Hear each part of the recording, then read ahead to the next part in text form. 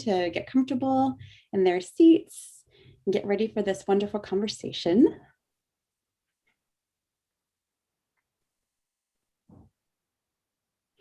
All right, I think we're going to get started. Hello, everyone, and welcome to P&P Live. My name is Heidi, and I'm the Community Outreach Coordinator at Politics and Prose. Thank you for joining us and tuning into this virtual format where we continue to bring authors and new books to you. I have the pleasure of hosting our event this evening, and I'm delighted to welcome our guests, Masuma Ahuja, Neema Roshania Patel, and later in the conversation, we'll be joined by one of the contributors to the book, Shanai Williams. You can click the link that we're going to drop into the chat box in just a minute here to get your own copy of Girlhood. And if you have questions for our guests, you can click the Q&A button at the bottom of your screen and add one there. At the end of the chat, our guests will have time to answer some of your questions. You can also upvote the questions you like and want most answered. Now on to the event you're waiting for. Masuma Ahuja is a journalist reporting on gender, migration, and human rights around the world. She was previously a producer at CNN and national digital editor at The Washington Post. She uses words, photos, and emerging media to report and tell stories about gender migration and the impact of politics on people. Her projects have ranged from sending disposable cameras to women around the world to document their days, to crowdsourcing voicemails from Americans about the impact of the 2016 election on their lives. She was part of a team that won the Pulitzer Prize in 2014. Neema Roshania Patel is the editor of The Lily, a publication of The Washington Post. She joined the Post in 2016 as a digital editor and went on to help the launch of The Lily in 2017. Before that, she worked at NPR member station WHYY as a community editor. Neema graduated from Rutgers University with a dual degree in journalism and economics. And joining Masuma and Neema tonight is one of the contributors to the book, Shanai Williams. She is a student at Wheaton College in Massachusetts. Creative writing is her passion, even though she hasn't chosen a major yet. She loves eating bread and other carbs specifically, as well as doing photo shoots with her fellow photography friends on campus. She's also planning on starting a nonprofit organization called Be Heard Soon. So watch out for that. And we look forward to hearing her later in the conversation. And I turn the event over to you two. Hi, everyone. Thank you so much for joining us today. I am thrilled to be here with you today. To me, this really feels like a full circle to be able to sit in conversation with you, Masuma. And I would love if you can kind of start off and give everyone some background on how Girlhood came to be. Sure. Thank you, firstly, for having us and for having Girlhood here. It feels, as Neema said, very full circle because we have been talking about Girlhood for 3 years now. So the book came into being 3 years ago in some sense when I started out as Heidi mentioned, as working in newsrooms in the US, and then I moved my life into storage, and I'd grown up bouncing around, and so I left the US and headed towards South Asia and started reporting on stories about women and girls there and what their lives look like. And very quickly, I recognized that the types of stories we tell about what it is to be a girl in the world fall into like very clear buckets. And I understood those buckets because I had also been on the other end where I was like editing, commissioning these stories where we had stories about sexualization, victimization, gender-based violence, important stories necessary to be told. We had stories about exceptional girls who are fighting back. And those were the two extremes that we got to see, and the vast in between where most ordinary girls' lives exist, maybe touching one side or the other, generally went unrepresented. And as I was reporting in India about things like child marriage or gender-based violence of different types, the conversations I was having with girls around the stories that I was reporting were the ones that stuck with me because I was curious about what the texture of life looked like for them. And that wasn't something I was getting anywhere else. And that was what I wanted to share with people. So that's when I went to the Lily and I said, hey, I have this weird idea. Just bear with me. Well, how do you feel about publishing diary entries from teenage girls? Like, let's give them the space to tell their own stories and decide how they're represented because we never actually get to hear from them. And, the news generally everywhere covers headlines of like the worst things that happen to people, but culture can often fill in the gaps. And we don't even get that when you look at girls. Generally, stories are created everywhere by men. If we're looking at the international landscape, it's by Western white men generally. And you rarely get to hear from a girl from Vanuatu or from Mongolia about what her life looks like and what she stays up nights worrying about. So the series was born. And then we had 12 girls from 10 different countries in that. I did not feel done with that. And so we expanded to 30 girls from 27 different countries in this book. Can you talk a little bit about what it is about the, so at this point you've, extensively worked with girls around the world, and what it is about the ordinary lives of girls that really stands out to you. I think the thing that stays with me the most is that the textures of our lives, wherever we are fairly universal. This is the types of things we stay up nights worrying about. The specifics will vary wherever you are. And, from like in my apartment building, we all live in the same geography and probably are in the same demographic, but each of us probably stays up nights worrying about a different specific thing. But we all care about the same types of things. We have the same types of dreams. We have the same types of conversations with our friends and families. And this was true of girls everywhere. And that's the thing that really stayed with me as I was putting this book together, was I saw pieces of myself and pieces of girls in each other's stories constantly. Can you talk a little, I love that you said you saw pieces of yourself and pieces of the other girls in each other's stories. Can you talk a little bit more about that? Sure. So the way I gave girls instructions for this book was I gave every single girl instructions in the language that she was most comfortable in. It was the same set of instructions of, this is how you write a journal entry if you've never done it before. And, here are the types of things you might want to write about. One of them was like, what time do you wake up? Which is why a lot of them write about what time they wake up. And they all wake up so early and like put me to shame. I do not wake up at 4 a.m. So many of the girls in this book. Or, talk about your friends. Who did you spend who did you meet today? What did you do in school if you go to school? Or what did you do at work? Who did you talk to? What are you thinking about? What are you worrying about? And then I said, ignore all of my instructions if you want and do what you want to do. This is your space. Like, throw them out if you think they're bad instructions.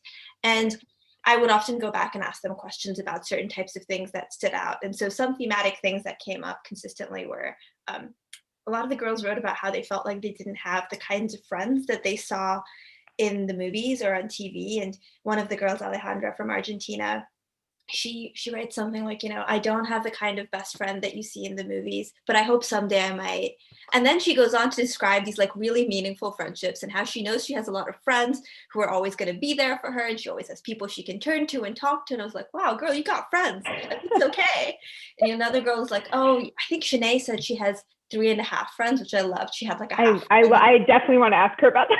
Yeah. There was one, Halima from Afghanistan was like, oh, I don't have very many friends. I have only 6 true friends in life. I was like, wow, you have 6 true friends. Like, it's okay. You're good. But this was a consistent theme where everyone felt like other people had a lot of friends and they were alone in their experience. And I feel that too as an adult, where I'm like, yeah, I only have 5 true friends, like I don't have the kinds of friends you see in the movies either. And I felt very like comforted by the fact that we were all going through this. Another thing for me that stuck out to me and stayed with me, and this is partly because of my own experience, I moved around a lot my whole life and lived in different countries many times. A lot of the girls have left home for school. So girls growing up in villages sometimes had to go to the nearest city to join a high school there or go to college there because there wasn't secondary education available where they live, or people sometimes left their country for better opportunities in other countries, which was surprisingly universal. And then what was also universal was both the juxtaposition of both the excitement for what lies ahead and the sense that like there is this big vast world out there and you're about to embark on adventures. And when you embark on those adventures, a deep sense of homesickness and longing for what is familiar and comforting. And especially when you're like 16, that is very poignant and pointed in your life. And a few of the girls mentioned that in passing. I love when you're kind of talking about, especially when you're talking about those teenagers and those teenage years and that sense of excitement and hope for what lies ahead. Can you talk a little bit more about the range of experiences that some of the girls in the book experience as they kind of look ahead to what their life may look like, what they're talking about, what they're excited and hopeful for? Yeah, it's a beautiful thing. And funnily enough, I only realized after I put the entire book together that like when you are a teenage girl, you are at the very beginning of your life, right? So there's just so much hope inherently in there because there's so much out there in front of you and so much left to explore and do. And the girls' hopes really varied. Someone pointed out to me recently who had read the book that a lot of them wanted to become nurses or doctors, which I hadn't picked up on in putting the book together, but it makes sense because it's the kind of profession that gives you like financial stability and, it also is a good job to do. And a lot of the girls wanted to become writers. Shanae writes about wanting, which she'll talk about, I'm sure which really resonated with me. She wrote about wanting to write books and have lots of children and have like a home full of children. Some of the girls wrote about the things they didn't want in their future. So Raksha, who grew up in China and came to the UK for high school, also wrote about what I was talking about earlier, that sense of like both homesickness and excitement for the future. She said that when she decided she wanted to go abroad for high school, it was very much in reaction to the fact that she could see the rest of her life playing out in front of her. And she describes it really like hauntingly, which is like, oh, I could see myself like marrying someone, having like 2.5 children, playing mahjong on Fridays, like getting a mediocre degree and a mediocre job. And it's all laid out in front of me, and I will do what everyone else around me does. And I don't want that. I want something different. I want something more, which is why she leaves for another country. And then her dreams, I don't know if her dreams adjusted, but there's a sense of like, I want my dreams, and also this is what it actually entails to go chasing them. And then vastly different from that, but also not vastly different from that, there's a girl in the book, Emily, who lives in Brazil, and she is a young mom.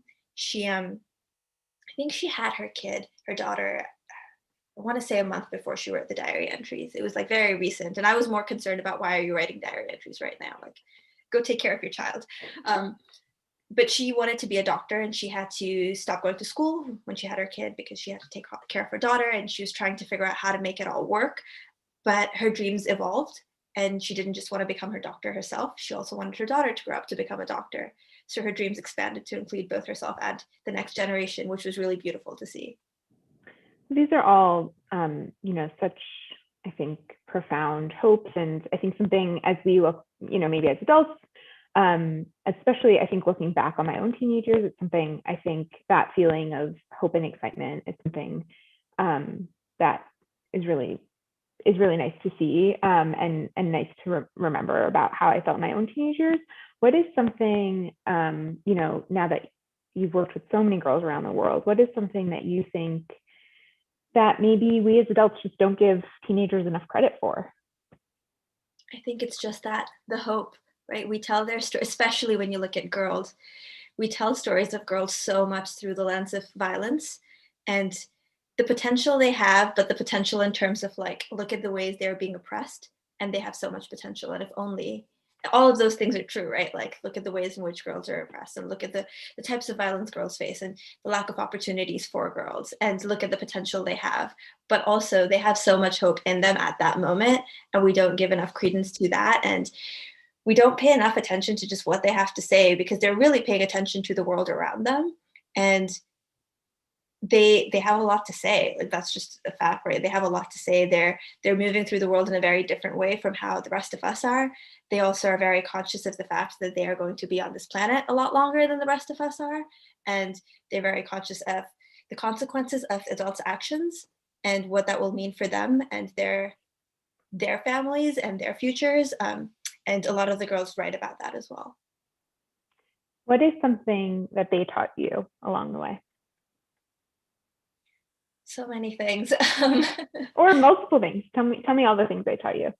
The cheesy thing is, I don't consider myself a writer, which is a funny thing. Even at this point, I have like a lot of imposter syndrome about that, where I don't feel like you have a book now. But I don't feel like I'm allowed to claim that still. I'm not quite a writer yet, like not serious enough for that. And I have a lot of like, oh, my story isn't important, and like what I have to say isn't important. But I also spend my days basically telling girls that their stories are important. And I hope that every girl who picks up this book understands that her story belongs in the pages of a book. And working with them and being curious about their lives made me realize that it was okay to be curious about my life, and that my stories were important too, which is a very cheesy answer, but it was a thing that was a real learning for me, because I did not want to write about anything I had to say. I just wanted to give them space, which is what we do as journalists, right? Like, we give other people space. But I started to realize as I was listening to them that the things that were resonating with me were also important to note.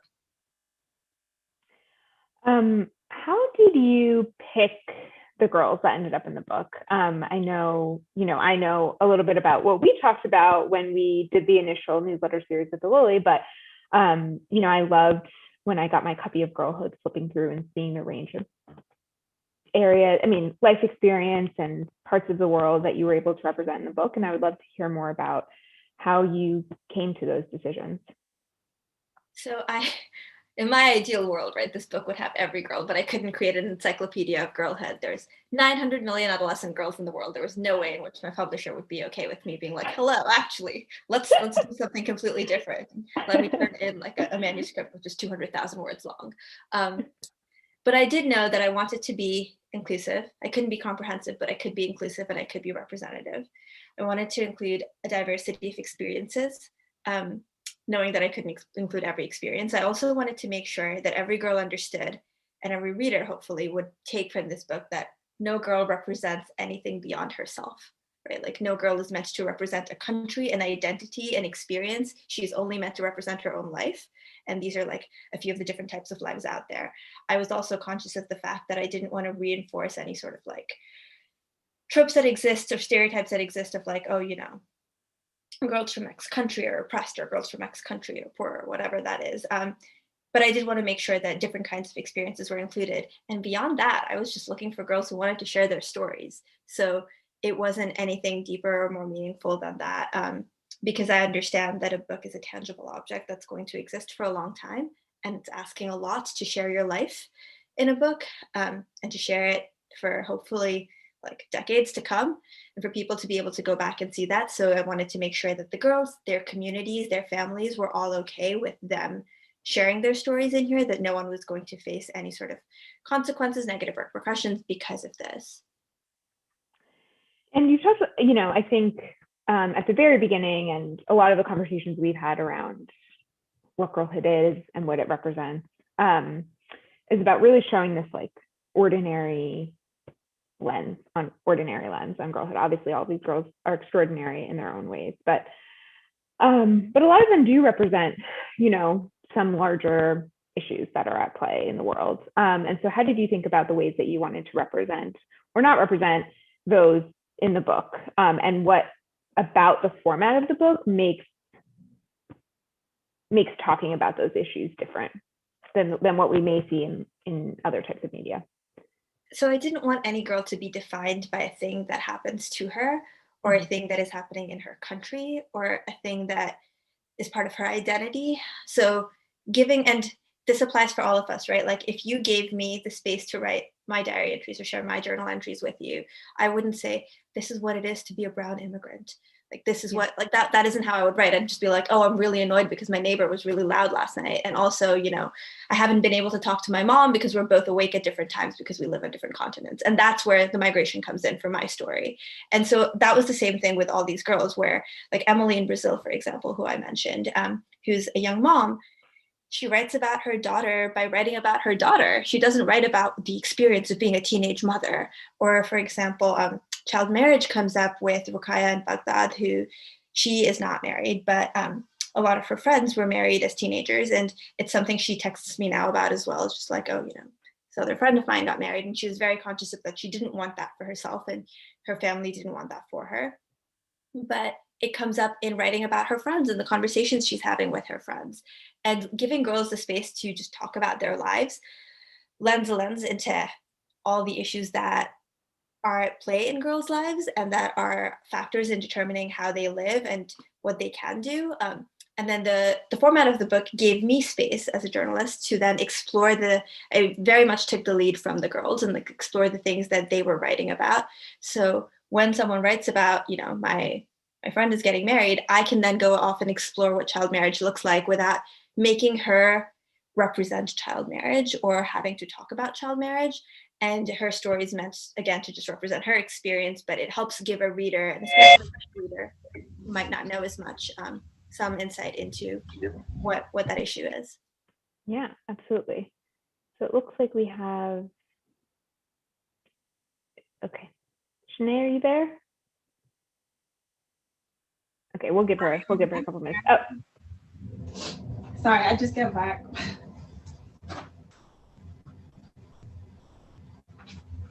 Hello. Did you want me to turn on my screen? Yeah. It's up to you. Give me 1 second.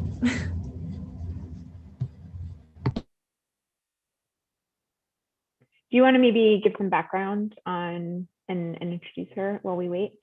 Yeah, so Shania is one of the girls in the book. She is in college in Massachusetts right now, but she's from the Bronx. She's also a poet, and her poetry is great. I feel like I'm just a Shania stan right now, but you should all follow Shania. And she writes a lot about, she was one of the few girls in the book who said to me, hey, here are the things I'm writing about in my journals. What do you want to include? And she just sent me photos and I didn't have to explain like what a journal entry is. Hello. Hi, how are you? I'm stressed. I'm very stressed. I'm stressed. It's just like, I guess it's midterms time, but it's not like I have a lot of midterms. It's just, the pressure is on and I have so many things. I'm like booked up. It's horrible. But, I just got off of work. I got some food and I'm here. So I'm okay. Yeah. How are you? What's going on? I would love to kind of hear from you a little bit about what your experience has been like since the book came out. Like around the book? Around the book or just life, sure. Well, around the book, the other day, I forgot to tell, how do we say your name? Masuma, yeah. I forgot to tell you. I went to Barnes & Noble's and I saw the book there. I was like, oh my God, I'm in this. Yeah, and so I took a picture. But yeah, so that was cool. And some of my friends were pre-ordering it too. It was nice. It was really cool. It was exciting. In general, life has been, but life is usually really roller coaster type. So I'm used to that. But just pandemic life has been, I taught myself how to cook. So I'm really good at cooking. I made lamb chops last night. Come on. Impressive. And it was good. So that was nice. I'm just learning to be more independent and stuff. I had gotten a girlfriend and we broke up because, wow, that was just not it. It just wasn't. But that also, it's all these things have also taught me to be more independent. So I'm just learning to be, I don't know. I think I've gotten to a place where I really do love who I am. And I love my person. And I'm just learning to try and to find more spaces that I can just be myself all the time, because that's who I want to be. That's what I like. And this school is really not the one. So that's just, but I'm just trying to find spaces and make my own spaces. Oh my gosh. And I am working on this, this nonprofit organization. It's called Be Heard. And it's basically, as Masuma said, I'm from the Bronx. And so I want to do it there. Yeah, it's a nonprofit organization, and it's about using creative writing to as an outlet to to basically, it's I always, every time I have to explain it myself, when I write it down, it's easier, but obviously there you go. But it's basically for just kids in the Bronx to come together, have a safe space, and then use creative writing as an expressive outlet, and just for social, emotional learning and development and things like that. And so just because life in the Bronx is really hard. And so I just want to give them a space where they can learn to not be suffocated by their surroundings, things like that, and also feel heard. That's amazing. Yeah, that's what I want to do. Masuma mentioned that you also write poetry. I would love to hear a little bit more about that too. I am a writer. I just made my own poetry page. I don't know what's going on. I don't know what's going on because on my main page I was doing it, and at first when I just put a random poetry video, the first 2 videos get a whole bunch of views, and then by the 3rd video, then all the views went down, they went down too much for it to be just a coincidence. You know what I mean? How does it go from 800 to 200? I'm this doesn't make sense. The Instagram out is just Instagram. Yeah. The Instagram algorithm is It's impossible to figure out. Yeah, it's horrible. So that's really basically what I'm facing. It's just like people are like, oh my god, I like your work. I'm just like, share it, please. I need you to share it because people are not seeing it. But that's what I'm doing for my poetry page, Shania Bay Poetry, Shania Bay _ poetry. But yeah, I love writing. Right now, I'm kind of in a like, I love writing in general. Like I'm a poet too, and poetry comes easiest to me. But I love writing in general. I'm trying to get into a screenwriting class because I really want to write like TV shows and stuff. Like I want to write movies and whatnot. Yeah, I'm really into that. I've written plays, like, you know, like I don't want to, like, I mean, I know playwrights get like hired as like screenplay people and like to do that, but I want to write for this because I know then you have to change up a whole, like at least you just, the way that I see things in my head is more for a screen than it is for a stage. What would your first screenplay be about? Oh my gosh, girl. I have a movie idea. I have like a few movie ideas, but I have one that's like, I was writing about it the other day. Like when the idea came to me, I just could not stop writing. It's about like, basically like two black women, two black women, lesbian couple, duh. And so they're basically, you know, like that's the underlying part. Like they're together, the relationship, romantic side. But then also there's like the plot of it would be that it would be kind of like present day and how like the world is garbage and like there's so many problems and like the government is trash and all those things, right?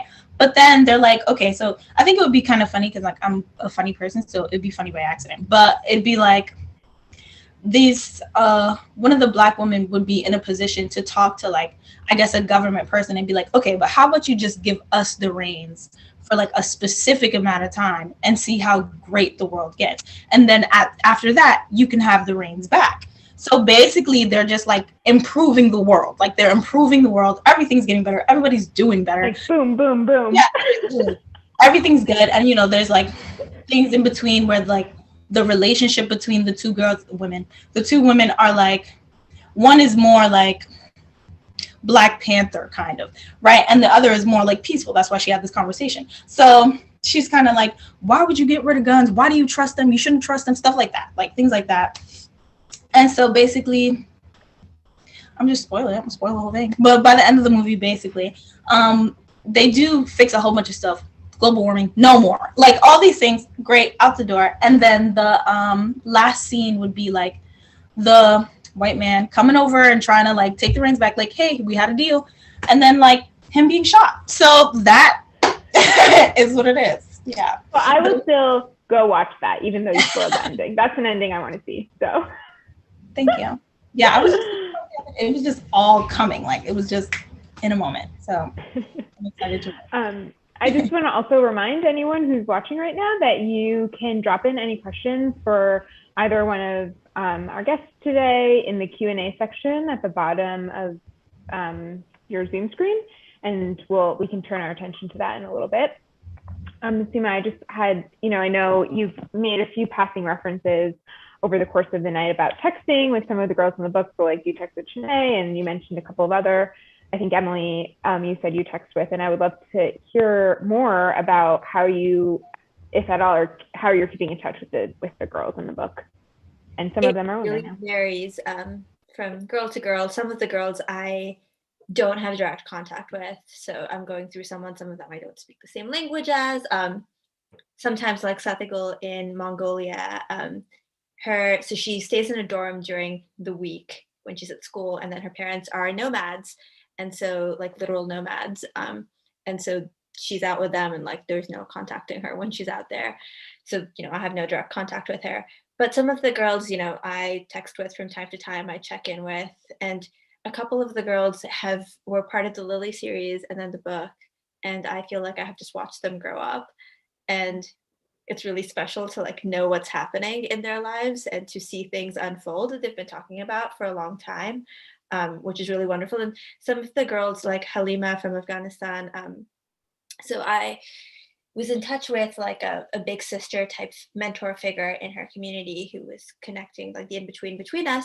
And then when the book came out, she found me on Facebook, and she has like a completely different name on Facebook. And we started chatting, and she was like, hey, I just wanted to tell you about like what it was like to see this. And, you know, like I knew it was happening, but like also I just wanted to tell you what it was like. So it really varies from girl to girl and how I've been connected with them and how connected they are, whether we speak the same languages or not. Yeah. And Shanae, when you have a second, I was also just kind of curious if you, when you got the chance to see more about what other girls are in the book, if you found, and if anything kind of like stood out to you when you saw the stories of other girls in the book. Yeah, totally fine. I guess one last question for you also, Masuma, is yeah, the question I guess I've been meaning to get to the whole time is I would love to hear you talk about what it is that makes diary entries specifically so special. This is like, you know, format we have like used at the Lily often, and I think there is something really special about it. And because you're so well versed in it, I would love to hear you talk about that. Yeah, I try to think a lot about how to give people space to tell their stories in a low pressure way, because if you asked me to write about my life, as I've mentioned already, I don't feel like a writer, and I would get very stressed out about it, because it's a really daunting task to be like, tell me about your life, tell me everything, right? So I wanted to create a space that felt very low pressure and easy. Diaries are familiar to lots of people in lots of different geographies. It's not like a foreign concept to a lot of people. For some girls, it was very new, and it was actually really wonderful where a few girls told me after that they felt like they were going to keep journaling after this because they discovered it was something that helped. But the format for me was, one part was it's familiar to a lot of people. The other part is that it doesn't feel like you're performing for an audience, right? You don't have the sense of like, I need to write about the important things in the world. This is a space just for you to write about your days, and you get to decide what you want to share and not share, what you want to include and not include after you're done writing. So there's an intimacy in that, which also for us as readers lends us the intimacy of like knowing what your days look like, which I think it's really powerful to know what time someone wakes up or what they're thinking about when they're commuting to work or, you know, walking to school, or why they couldn't sleep last night. That's the stuff of life. And this is a good way to get to the stuff of life without like having to get bogged down and like trying to answer important questions.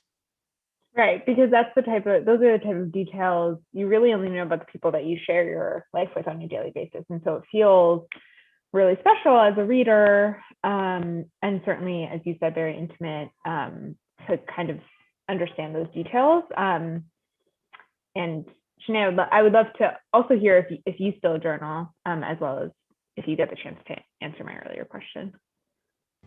Okay, so I definitely journal. I was journaling prior to being asked to be in this. I have to journal. I had to journal also because of the situation I was in. Like the living situation was trash, so I needed an outlet for myself anyway. But I was also in like this program called Girls Right Now, and Julia is friends. My friends? Are you guys friends? Okay. It's friends with Masuma. And she Julia told Carpenter. Yeah. Are you all friends? Are we all friends? She also used to work at the Washington Post. So. Oh, okay, yeah. So, yeah, she definitely she put me onto this. So, and she was my writing mentor in Girls Right Now. So we were definitely. I was writing regardless. So I still journal because it's good for me. It's self-care. It's important. But to the earlier question, I didn't get to go through the whole book. I was reading the introduction the most. I was reading the introduction pretty much. I haven't gotten to go through it. I've been like excited, and I've been promoting it. And I've been doing a lot of fucking school. Yeah, it sounds like you're pretty busy. So yeah, unfortunately, yeah. But I am gonna read it. I'm really excited to read it, and I think it's interesting how many people are in it. It's so many people, and like various ages too. And I was thinking about like how like how I'm in it. And like, even though it feels like, I don't know, it says 18 and I'm only 19. I'm turning 20 like next week. I'm turning 20 next week. Horrible. But like, I think about that and like how far away it feels. And I think about like when I read it, I'm like, are these people also going to feel like it's so very far away? Like this is where I was this time ago. Like, no, this isn't me anymore, you know, because that's kind of how I feel. Not like no completely, but like the questions I answered in the beginning, I felt like, yes, they still resonate. I still love bread. But it's just like, as far as the lifestyle I was living, it's like, wow, like different person. So What do you think is so different now? Just everything. I like, at least I was living with my mom then, like, and I see the pictures and it's not, I'm really, when I think about what I wrote, I can't even read what I wrote. Like, I can't even read it. Like, I can't. I'm looking at it and I'm like, wow, like stop. But and I love that other people are gonna read it and not feel that way. They're gonna be like, oh my God, she's so vulnerable. She's giving in so much. And I'm just like, wow, like that was a lot. But a lot that has changed. It's been like, I was living with my mom at the time and I took a picture of the couch because that's like where I slept. And now I don't really talk to my mom at all, which is good for me. And I technically don't have like a house or a place to live off campus. So like I'm here, I live here full time. And like I stay here during breaks and whatnot. Because any other attempt at anything else is traumatizing. So that's what's changed, but it doesn't feel like a big change. Like that part doesn't feel like a big change because it feels like it was like gearing up towards that. Like we knew it was coming. But outside of that, I don't like men anymore. Like that's a big change, a good change.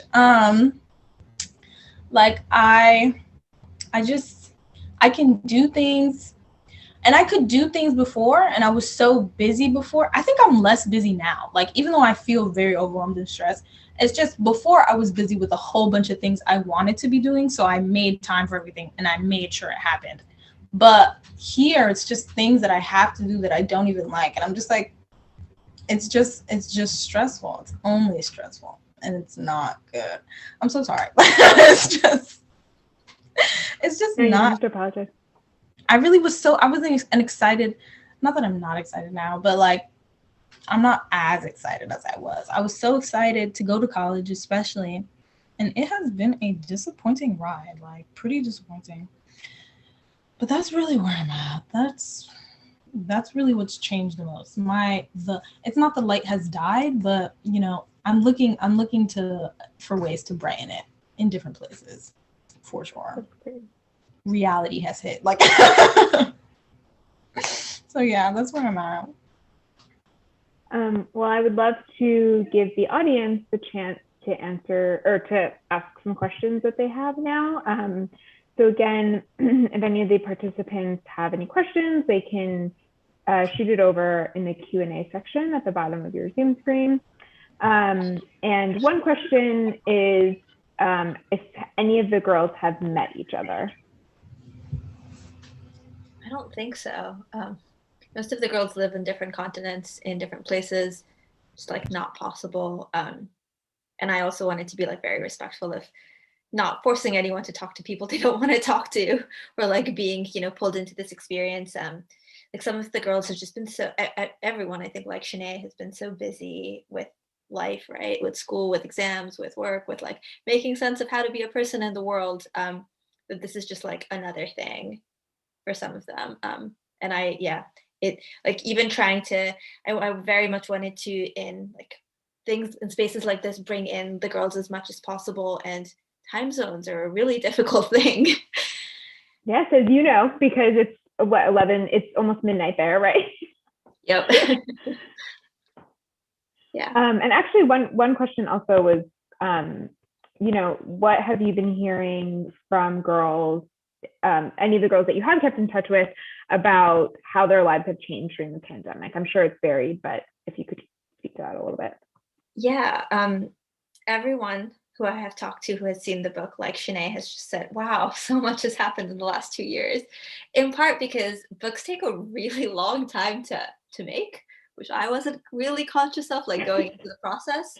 Especially So, being a journalist. Yeah. yeah, I'm very used to like hitting publish and it's on the internet. And that is not how books work. And this book is full color, and so it takes really long to print, which I had lots of questions about it until it like reached the point where I was told to stop asking questions, basically. I was just like, so like, Never tell a journalist to stop asking questions. who is the printer? Why does it take so long? Like, why can't they just hit Apple P? No, I didn't actually ask that. But it takes really long. And so the journal entries, as Shanae mentioned, all are from 2019 and around like this time of 2019, which is 2 years ago at this point. And it's a document of pre-pandemic life, which is a very unexpected consequence. Like, we did not go into creating this book thinking everything would change drastically around the world in that manner. We thought everyone's lives would evolve, but not that everything would change. So there's a lot of like, wow, my life has really changed and things have really shifted in unexpected ways. For a lot of girls, because of the pandemic, it's meant plans have been put on hold or shifted a little bit because of restrictions in their countries, in their communities, because of financial situations evolving, just life happening, right? That's been a big thing. But a lot of the girls, in addition to talking about that, also talk about, I understood when you said that this would be in a book, that this would actually like quite literally be in a book, but no one really prepares you for what it is to like see your words on a page. And I very much relate to what you're saying, Shanae, because I have not reread any part of the book. I can't bring myself to. I don't know that I ever will. It feels a little bit like someone else wrote it. Like, even when I was given like pages to proof, which was, I think, like 9 months after I'd like written the first draft, I was like, who wrote all these words? Like, was I just sleep typing? I don't remember doing any of this. And I was also moving across continents while I was putting this book together. So there was a lot of like, my life was all over the place. But that's been a feedback from the girls, is just like, oh, I didn't quite know what it meant that my words and like my photos would be in a book. And it really struck me when I saw that. And then people's, life has changed. So for example, I talked to Mandisa from South Africa recently, and she wrote about wanting to be a lawyer. And like, that was, she was really determined to do that. And she just got into college and she's starting soon. And she said she'd moved to screenwriting. It's actually very similar to Shanae. And I was like, hey, what happened? Like, how did you go from law to screenwriting? That is a leap. And a leap that I maybe didn't see coming, even though she wrote a lot about like drama class. And she said, well, the pandemic happened and I was just watching a lot of Netflix. And I realized, actually, I want to be creating things like this. That's beautiful. Yeah. Shanae, So Shanae, you're nodding a bunch. Is that something you relate to? I just thought that was beautiful. Inspiration. That's so good. Yeah, you guys should team up maybe one day. Yeah, for sure. Also, the funny thing is, like, I wanted to be like president of the United States at one point. Like, I believe that with my heart and soul. So it's funny because I'm also like, instead of that, I'm writing. So yeah. What made you change your mind about being president of the United States? I don't like politics. It's like probably not the best job. I thought somehow I was gonna get around to it without dealing with politics. Like, I don't know why I thought that. And I came here to school and I was like, okay, like I still like the dream was a little less, like it was a little less, but it wasn't far enough away for me to not try something.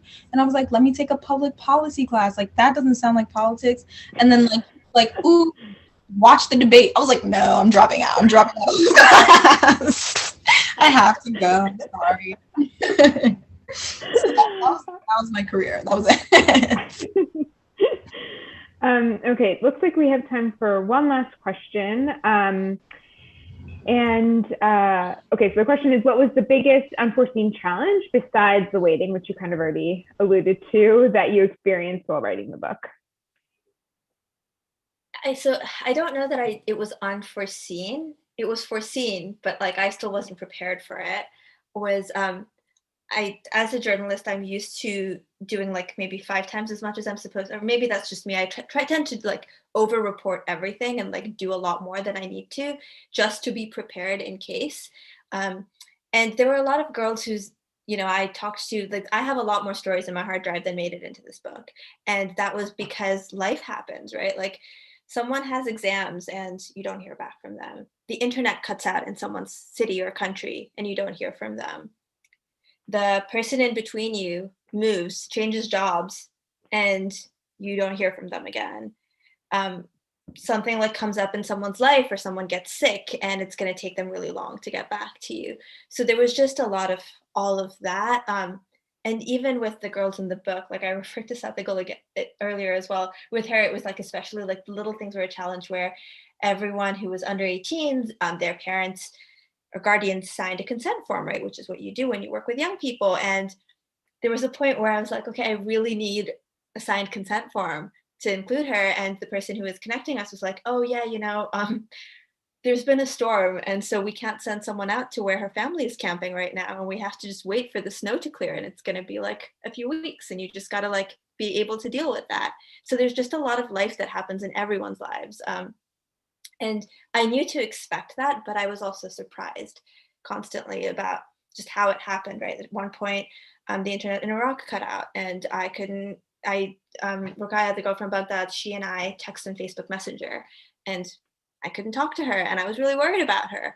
And then after the book was done, it's been like a lot of the girls have talked to me and reached out about the ways in which the pandemic has affected them. And that has been surprising. And also something that has just been very top of mind for me is, we get to see their lives through this lens, but they're also living through an event that is changing the course of their lives in very drastic ways.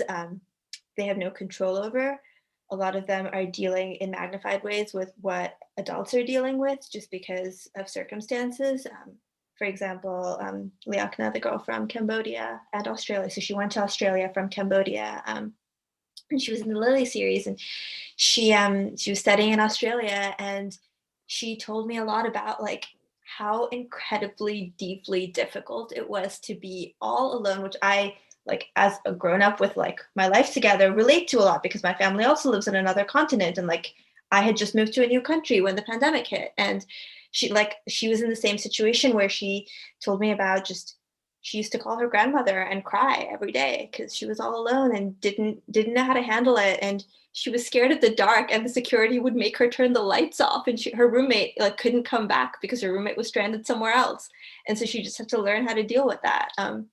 Which is, that kind of thing came up a lot in my follow-ups with the girls, was just life has been really hard in the pandemic in lots of different ways, and very isolating in different ways for them. Yep. And Shania, I would love to kind of give you the chance to have the last word if there's anything else you want to mention or talk to our participants about. I don't know. I think also life. It's hard to think about, like, the broad questions are killing me, but it's hard to think about like what has changed and stuff. But like when you're talking about the pandemic and how like people are struggling, like I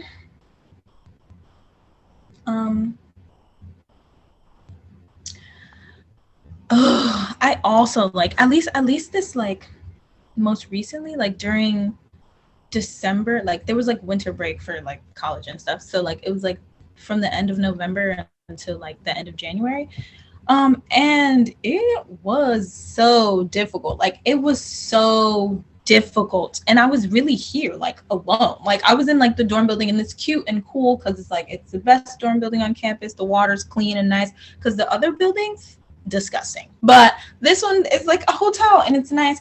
But it's, it gets sad. Like it gets sad, and like people don't hit you up enough. People don't hit you up enough and like try to talk to you, and like they know you're there by yourself, and they don't text you enough. And so like a lot of my relationships with other people, like even friendships, have like changed because like I realized I was giving so much, and I'd be there for people and like care for people because I have the capacity to, because I'm good at it, and I love doing that, and I love making people feel comfortable. But people weren't doing it enough for me, and I'm like, I can't, like at this point, like as much as I love being there for people and I love loving people, it's like I can't love you more than you love me. Like I just can't. Like I'm not here for that. I'm tired of it, and I don't want that. I don't want that for me. So a lot of my relationships changed in that way. And I had to like, I've been going to therapy, great, but like I had to ask for it to be twice a week, and it's still twice a week now. It's so helpful. But yeah, because I was like so alone. I was like, I need to talk to somebody. Like, I need somebody. And me and my therapist are like friends at this point. So it's cool. It's cool. And I love her. And so, yeah, like I had her, and then I had like my like 2 best friends, 2 of which are in the book. So yay us. One of them, no more. But 2 are in the book. And they're my closest friends right now. And I'm going to celebrate my birthday with them. So that's going to be nice. But yeah, like it can be so difficult. And it can also be difficult when people do expect you to like talk to them, especially people you don't want to talk to, like family members. Like, stop calling me. You make my time stressful, please. So yeah, it's definitely been hard. And I also get I get the whole moving thing and like having to move just around a lot. I had to move around a lot when I was in New York, and here, like now when I think about moving, or like when I have to pack a bag, I get so much anxiety. Like, I get extreme anxiety. I'm like, I probably won't be able to make this trip. I'm sorry. Like, it hurts. So those are things. Yeah, thank you for sharing that. I think a lot of that is really relatable, especially over the course of the pandemic. But I'll hand it back over to Heidi now. Thank you both so much for this wonderful conversation. I learned so much, and I think our participants did as well.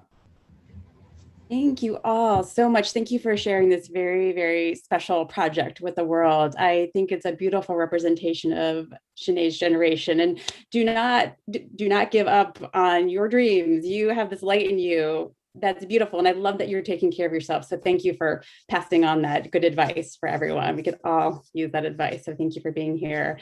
Masuma, Neema, Shanai, thank you so much for being here and sharing these stories with us. We do want to remind people that you can still buy the book. Just click on the chat box there and you can get your own copy of Girlhood. And we would love for you to follow Politics and Prose. We can drop our social media information in there as well. We also put Shanai's links to her Instagram, to her photography and poetry. So sharing that with the world too. So thank you for doing that. And we just all love that you are here. Thank you so much. Thanks for the great questions, everyone. And we look forward to seeing you in the future. So everyone, stay safe out there.